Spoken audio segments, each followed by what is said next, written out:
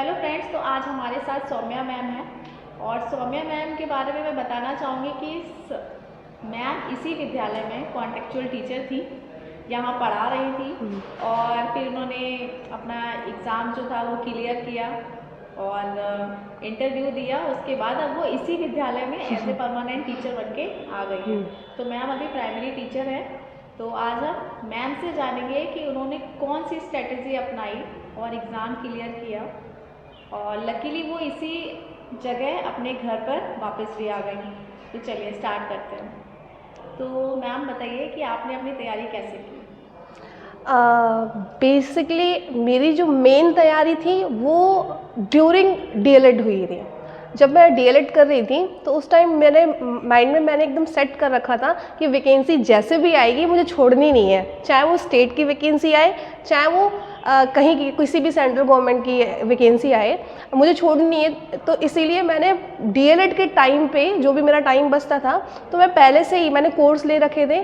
जैसे जो डीएलएड की जो हमारा सेमेस्टर वाइज बुक्स है उनको मैं पढ़ती थी और उसके अलावा मैंने सीटेट और टेट की तैयारी करने के लिए उसका कोर्स मैंने ले लिया था। तो बचे हुए टाइम में मैंने उसी दौरान उन्हीं 2 सालों में बहुत अच्छे से पढ़ाई की थी।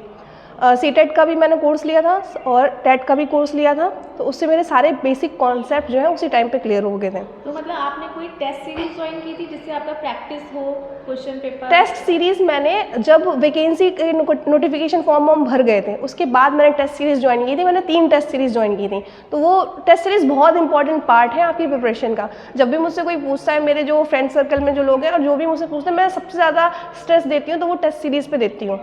और क्योंकि उससे क्या है कि हमारे जो गैप्स रह गए हमारे नॉलेज में, क्योंकि सारे लोग आप लोग डीएलएड करते हैं, डीएलएड में वो सारी चीज़ें आती हैं। फिर आप जब एग्ज़ाम की तैयारी करते हैं तब भी आप पढ़ते हैं, पेडागॉजी पढ़ते हैं, जो भी आपका स्ट्रक्चर, ये सारी बातें आपको कहीं भी मिल जाएंगी।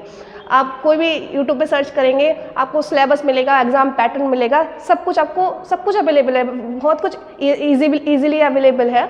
तो हम पढ़ाई करते जाते हैं, फिर जब हम लोग टेस्ट देते हैं तो हमारी नॉलेज में गैप्स कहाँ पर रह गए हैं वो हमें टेस्ट के ज़रिए ही पता चलते हैं। तो मेरा जो एग्ज़ाम की तैयारी जब मैं कर रही थी तो मैंने पढ़ने के बजाय मैंने टेस्ट सीरीज़ पे ज़्यादा फोकस किया था। अच्छा, कुछ लोग ऐसे भी हैं जो शायद ऑफलाइन जाके कोचिंग नहीं कर पाए, ठीक है, जी, सीरीज ज्वाइन नहीं कर पाए। जी, उनके लिए क्या है, वो कहीं तो वर्किंग है। बहुत अच्छा है, बहुत अच्छी बात है, क्योंकि मैंने अपनी सारी पढ़ाई ऑनलाइन की है। अच्छा। मैंने अपनी सारी पढ़ाई ऑनलाइन ही की है। इनफैक्ट मतलब मैं क्या बोलूँ, मैंने बीएससी से स्कूल का मुंह नहीं देखा। अच्छा। स्कूल होता कैसा है, बस एग्ज़ाम देने जाती थी। तो सारी पढ़ाई मैंने ऑनलाइन की है। तो आपने अपने डीएलएड के टाइम पे जितने भी टॉपिक्स थे वो सारे खुद पढ़े, सेल्फ स्टडी। मैंने बुक्स खरीदी, मैंने पहले बुक से पढ़ा, बुक से कॉन्सेप्ट क्लियर किए और वीडियोस में जो टॉपिक मुझे पढ़ना है उसके वीडियोस में थोड़ा बहुत एक्स्ट्रा रिसर्च भी करती थी। जो भी कोई भी टॉपिक है अगर, तो मैं उसका गूगल पे जाके सर्च किया, तो I gain knowledge from various sources, but the basic of the knowledge was the course that I was studying. तो चाइल्ड साइकोलॉजी और जो पेडागॉजी है जी, उसके लिए आपने कोई वीडियो देखा और कुछ ऐसा कोई कंटेंट जो आप बताना चाहेंगे जो तैयारी कर रहे हैं उनके लिए? तैयारी कर रहे हैं उनके लिए आप मैंने चंद्रा इंस्टीट्यूट का बैच लिया हुआ था टेट और सीटेट के लिए, वो लिया था। और जब उसकी तैयारी कर रही थी तो मैं यूट्यूब से ही पढ़ रही थी। तो मैराथन है, उसमें कई सारे यूट्यूब पर पढ़े हुए हैं, आप उनको वॉच कर सकते हैं। वो रिवीजन के लिए बेसिकली मेन तैयारी आपकी डीएलएड के टाइम पे हो जानी चाहिए, मेरा तो ऐसा मानना है। क्योंकि आप डीएलएड के टाइम पे आप बिल्कुल क्लियर करके ही आए हो ना कि आपको टीचर बनना है, तो why to waste those 2 years, है ना। तो रिटन एग्जाम आपका कहाँ हुआ था? रिटन एग्जाम मेरा कानपुर में हुआ था। अच्छा, और इंटरव्यू के लिए आप कहाँ? इंटरव्यू मेरा हुआ था दिल्ली में, और इसी के साथ मेरा AEES में भी हो गया था सिलेक्शन। उसका रिटन एग्जाम मेरा लखनऊ में हुआ था और उसका इंटरव्यू मुंबई में हुआ था। उसमें AES मतलब एटॉमिक एनर्जी एजुकेशन सोसाइटी, वो सेंट्रल गवर्नमेंट के अंडर आता है वो भी। तो उसमें भी सेम प्रोसेस होता है, पहले आपका टेस्ट होगा, रिटन टेस्ट होगा, देन इंटरव्यू। उसकी तो सीट्स बहुत कम होती हैं। जी हाँ, सीट्स बहुत कम थी। ऑल इंडिया 70 सीट्स थी और OBC कैटेगरी में मैं आती हूँ तो 17 सीट्स थी उसमें। तो उसमें भी मेरा सिलेक्शन हो गया। बट मैं यहाँ ज्वाइन कर चुकी थी और वहाँ पर मेरी पोस्टिंग हुई थी कैगा कर्नाटक में, तो फिर मैं वहाँ गई नहीं थी। तो ये बहुत बड़ा अचीवमेंट है कि मतलब ऑल इंडिया 70 बच्चों में जी 17 बच्चे जो कि ओबीसी कैटेगरी थी उसमें एक आपकी सीट थी ऑल इंडिया लेवल पे, है जी ना? कह सकते हैं आप। हाँ, तो ये बहुत बड़ा अचीवमेंट है। अच्छा, दोनों की तैयारी आपने एक साथ ही की थी मैंने या कुछ अलग स्ट्रेटेजी नहीं, अपनाई थी? अलग स्ट्रेटजी मैंने कुछ नहीं अपनाई थी। जो एटॉमिक एनर्जी वाला जो पेपर पार्ट है ना, वो उसको मैं कहना चाहूँगी कि वो बहुत टफ था, केवी के कंपैरिजन में काफ़ी टफ था। और उसमें मैं क्वालिफाई इसलिए कर पाई क्योंकि मैं ग्रेजुएशन के टाइम पे और बीटीसी के टाइम पे मैं सिविल की तैयारी भी कर रही थी। तो उसका जो जनरल नॉलेज वाला पार्ट है और जो पैडागॉजी वाला पार्ट आता है वो काफ़ी टफ था, और मैथ्स के क्वेश्चंस भी उसके काफ़ी टफ थे, उसको मुझे ही करने में कई बार उसको सॉल्व करना पड़ रहा था। हाँ, तो अच्छा ये बताइए, जैसे आप पहले हम केवी की बात कर रहे थे, जैसे केवी का जो मैथ्स पोर्शन है, रीजनिंग वाला है, हिंदी है, बहुत ज़्यादा मुश्किल नहीं होता, मतलब नहीं है। हाँ average average medium, I will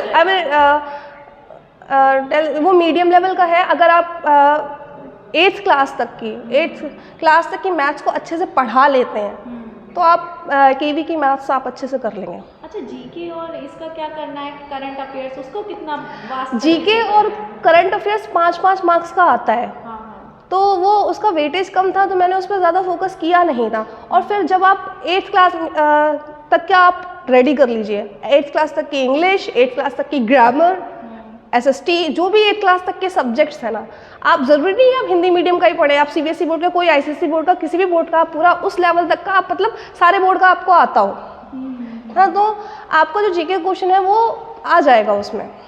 और क्लास 1st से लेकर 5th तक की जो ईवीएस है ना, वो बहुत मायने रखती है, उनको पढ़ना बहुत इंपॉर्टेंट है। अच्छा, जो एनसीईआरटी ईवीएस, हाँ, यस। अच्छा, तो जीके में अच्छा कुछ लोग कंफ्यूज हो जाते हैं, है ना? जी, जीके में हम करंट अफेयर्स में कितना हिस्ट्री, करंट अफेयर्स और ये सब, करंट अफेयर्स मैंने स्किप किया था। अच्छा। क्योंकि जब हम तैयारी करते हैं तो हमें कुछ चीज़ें स्किप करनी पड़ती हैं। उस टाइम पे मैं एज ए कॉन्ट्रैक्चुअल वर्क भी कर रही थी, तो वर्कलोड ऑलरेडी सबको पता है कि ऑलरेडी इसी विद्यालय में हूँ, तो टाइम बहुत कम रहता था, तो मैंने करंट अफेयर वाला पार्ट स्किप किया था। So I have not studied any current affair for this exam, for any exam I will say, क्योंकि एटॉमिक एनर्जी वाले के लिए भी मैंने कोई अलग से मतलब करंट अफेयर नहीं पढ़ा था। तो आपने सारी एनसीईआरटी बुक देख ली थी? यस, आई क्लास 5th तक की, 8th क्लास तक की नहीं। वो प्लस पॉइंट इसलिए रहा क्योंकि मैं कई सालों से होम ट्यूशन पढ़ा रही थी, तो होम ट्यूशन पढ़ाने की वजह से 8th क्लास और मैं 10th क्लास तक के बच्चों को पढ़ाती थी, तो वो पार्ट मेरा पहले से बेसिक स्ट्रॉन्ग था, और उससे मुझे एग्ज़ाम में बहुत हेल्प मिली। क्योंकि आप जब कोई चीज़ पहली बार सीखते हैं ना, तो आप सीख तो जाते हैं लेकिन वो आपके माइंड में स्टे नहीं करती है, बट अब कई सालों से जब आप वो काम रिपीटेडली सिखा रहे हो किसी को, तो वो स्टे करती है, तो वो एग्ज़ाम में गलत होने का चांस नहीं रहता फिर। अच्छा, वो जो एटॉमिक एनर्जी वाला जो आप बता रहे थे, जो एग्ज़ाम क्वालिफाई किया था, उसका स्टैंडर्ड बताइए कि मतलब जो तैयारी थी वहाँ तो 8th क्लास से भी मतलब भी रहा ऑफ कोर्स आपको आई वुड से कि क्लास 12 तक का एसएसटी जो है, हिस्ट्री ज्योग्राफी, एटलीस्ट पॉलिटी तो आनी ही चाहिए क्लास 12 लेवल तक की। ओके, तो वहाँ का स्टैंडर्ड काफ़ी हाई था। अच्छा, मैं बता दूँ सभी को कि मैम अपने घर पे हैं अभी इस टाइम पे, ठीक है? बहरहाल इनका 3-4 किलोमीटर की दूरी पे घर है, कॉन्टेक्चुअल टीचर थी और हमारे साथ में ही पढ़ा रही थी, और उनका रिजल्ट आया, फिर हमारे साथ ये परमानेंट यहाँ आ गई, ठीक है? मैंने जब अनाउंस किया था स्टाफ के सामने कि मेरी पोस्टिंग यहाँ आरआरसी फतेहगढ़ हुई है, तो नोबडी वाज बिलीविंग, सबको लग रहा था मैं मजाक कर रही हूँ। तो मुझे वो लिस्ट सबको दिखानी पड़ी थी, नहीं मैं यहीं पे पोस्टेड हूँ तब जाके यकीन हुआ था सबको। और मेरे पेरेंट्स को जब मेरी जॉब लगी तब उतनी खुशी नहीं हुई थी, जब उनकी पोस्टिंग आई तब ज़्यादा खुशी हुई थी। और मैं अपना बैग पैक कर रही थी कि चलो अब मैं बाहर जाऊँगी। मैं घर पे डायलॉग्स मारती थी, अब बस 2 दिन की रह गई हूँ बस 4 दिन की रह गई हूँ। मोटिवेट कर देते जैसे हाँ कि अरे मैम वहाँ जाइए, घूम के आइए, ये करके आइए, वो करके आइए, और मैं तो वो जो एटॉमिक एनर्जी वाला था, थोड़ा वो बताइए, क्योंकि वो मुझे बहुत अच्छा लग रहा है कि हाँ 17 में आपने एक सीट ले ली ऑल इंडिया, उसका बताइए। उसकी तैयारी जैसे आपने उसकी तैयारी मैंने बिल्कुल अलग से नहीं की थी। जैसे जो मैं केवी के एग्ज़ाम की तैयारी कर रही थी वही तैयारी मैं कर रही थी। उसी से मेरा एग्ज़ाम निकला। वो होता है ना कि जब आपका एक लेवल तैयारी का क्रॉस हो जाता है तो सारे एग्ज़ाम निकलते जाते हैं। आई वुड से दैट मैं उसको बोलूँगी। और मतलब दोनों ही एग्ज़ाम के लिए जो मैंने टेस्ट दिए वो ज़्यादा इंपॉर्टेंट है, क्योंकि जब मैंने टेस्ट दिए फिर जो क्वेश्चंस मेरे गलत हुए मैंने उनका फीडबैक लिया, है ना। कई बार टेस्ट सीरीज़ में बहुत सारे न्यू क्वेश्चंस आ गए जो मैंने कभी पढ़े ही नहीं थे, तो वो मेरे वहाँ से कवर हो गए। वो किसी कोर्स में है ही नहीं। मतलब कुछ क्वेश्चंस ऐसे आपको मिल जाएंगे टेस्ट सीरीज़ में जो किसी कोर्स में है ही नहीं, किसी टीचर ने पढ़ाया ही नहीं है ना। तो वो जो गैप्स रह जाते हैं वो आपको टेस्ट सीरीज़ से कंप्लीट करने पड़ते हैं। तो मैंने ऑलमोस्ट जब से नोटिफिकेशन आई थी एग्ज़ाम की, मैंने फॉर्म भरा था, मैंने हर रोज़ 2-2, 3-3 टेस्ट दिए। तो you can now imagine the number of test that I have given. मैंने 3 टेस्ट सीरीज़ लगाई थी। अच्छा, तो वो क्वेश्चंस फंसे थे वहाँ से? यस। तो अच्छा बताइए दीजिए कौन सी टेस्ट सीरीज ज्वाइन की थी आपने? ओके, टेस्ट सीरीज़ मैंने टेक्स्ट बुक की टेस्ट सीरीज़ ली थी, ठीक है। और बायजूस की टेस्ट सीरीज़ मैंने ली थी और अध्ययन मंत्रा की। सो अब किसी का इसमें से एक का बहुत गंदी थी उसे बिल्कुल नहीं पढ़ा था, मैं उसको कभी रिकमेंड नहीं करती। 2 बहुत अच्छी थी मतलब। तो चलिए, रिटन एग्जाम की तैयारी के बारे में हमें बहुत ज़्यादा अच्छे से जानकारी मिल गई है। मेन आपका फोकस होना चाहिए जो आपने डीएलएड में पढ़ा है, क्योंकि जब आप डीएलएड करते हैं तो आप एक टॉपिक को बहुत डिटेल में पढ़ते हैं, और जब आप तैयारी करते हैं तो आप मगअप करने की कोशिश करते हैं जल्दी से ही हो जाए, जल्दी से वो हो जाए। तो जो आपने डीएलएड के टाइम पे पढ़ा है ना, वो बेसिक आपकी तैयारी होती है। अच्छा, जब कोई एग्ज़ाम देने जा रहा है, ठीक है, उसके पास रिवीजन के लिए 2-3 दिन बचते हैं, तो लास्ट मोमेंट पे उसको क्या चीज़ें पढ़ लेनी चाहिए तो ताकि उसका अच्छे से एग्ज़ाम हो सके? टेस्ट सीरीज़ दे करके उसके फीडबैक लेने चाहिए। टेस्ट सीरीज देके फीडबैक ले लें। टेस्ट सीरीज़ दीजिए, आप उसका सॉल्यूशन देखिए, जो आपके क्वेश्चन गलत हुए हैं क्यों गलत हुए हैं, और जो आपके क्वेश्चन सही हुए हैं उसमें जो ऑप्शन सही वाले जो गलत वाले ऑप्शंस रह गए हैं उन 3 ऑप्शन का क्यों दिया, मतलब कुछ तो रिलेवेंस रहा होगा ना, तभी तो कंफ्यूज करने के लिए डाले गए हैं। तो उससे रिलेटेड चीज़ें देखिए, इसमें आपको बहुत सारी चीज़ें कवर हो जाएंगी। अच्छा, कोई ऐसा पार्ट पर्टिकुलर जो हर एग्जाम में आता ही हो, मतलब कुछ खास तरीके के, पेडागोजी में हो गया या English, Hindi? Situation based questions हर जगह आते हैं, आपको हर जगह मिलेंगे। और सीटेट लेवल के आप जब सीटेट देते हैं उसमें भी आते हैं, और आप एग्ज़ाम देंगे तो उसमें भी आएंगे।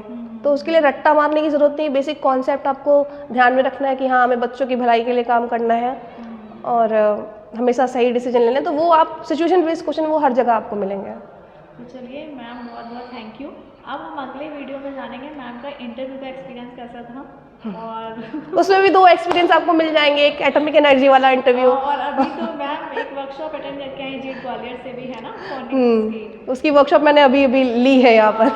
तो उससे बहुत आइडिया मिलेगा छोटे बच्चों को पढ़ाने का तरीका, जो मैम ऑलरेडी पहले से कर रही थी, और अब जॉब में आने के बाद जो और ज़्यादा निखार आया है वो जानेंगे, ठीक है?